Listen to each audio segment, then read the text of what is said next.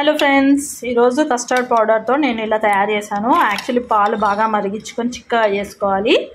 అందులో కొంచెం పాలు తీసుకొని మనం వేడి పాలలో కస్టర్డ్ పౌడర్ వేసి ఉండలు లేకుండా కలుపుకోవాలి. కలుపుకున్న తర్వాత దగ్గరికి అయ్యేటట్టు ఇంత చిక్కగా అయ్యేటట్టు చూసుకోవాలి మీరు.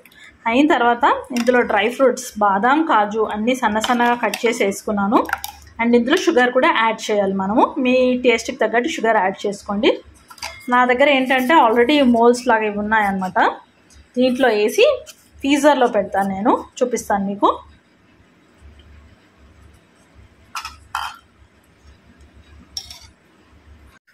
ఇలా పోర్ చేసుకోవాలి.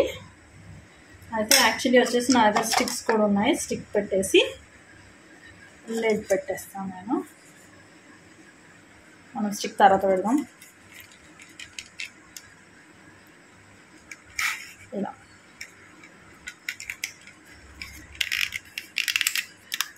ఇలా ఒకటొకటి అన్నీ చేసుకోండి.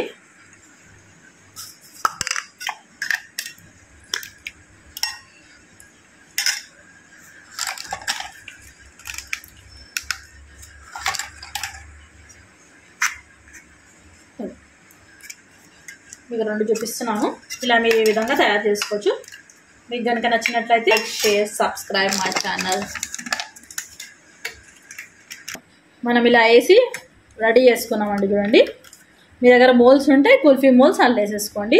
ఇందులో ఒక స్టిక్ నా దగ్గర మిస్సింగ్, అందుకే నేను స్పూన్ పెట్టాను. ఇలా కూడా పెట్టుకోవచ్చు మీరు. ఇంకోటి ఇది మీరు కటారోలో కూడా వేసుకొని బౌల్లో కూడా వేసి ఫ్రీజర్లో పెట్టుకోవచ్చు. ఒక 3 to 4 hours పెడితే ఇది ఐస్ లాగా అవుతుంది. ఐస్ క్రీమ్ లాగా కుల్ఫీ లాగా తినొచ్చు. మనం కుల్ఫీ లాగా తినొచ్చు. ఇంకోటి ఏంటంటే మీరు కటోరలో పెట్టి కూడా స్పూన్తో ఐస్ క్రీమ్ లాగా కూడా తినొచ్చు. Thank you for watching. Please subscribe my channel. మనం కుల్ఫీలా పెట్టాం కదా, అందులో ఇలా జామ్ అయిపోతుంది.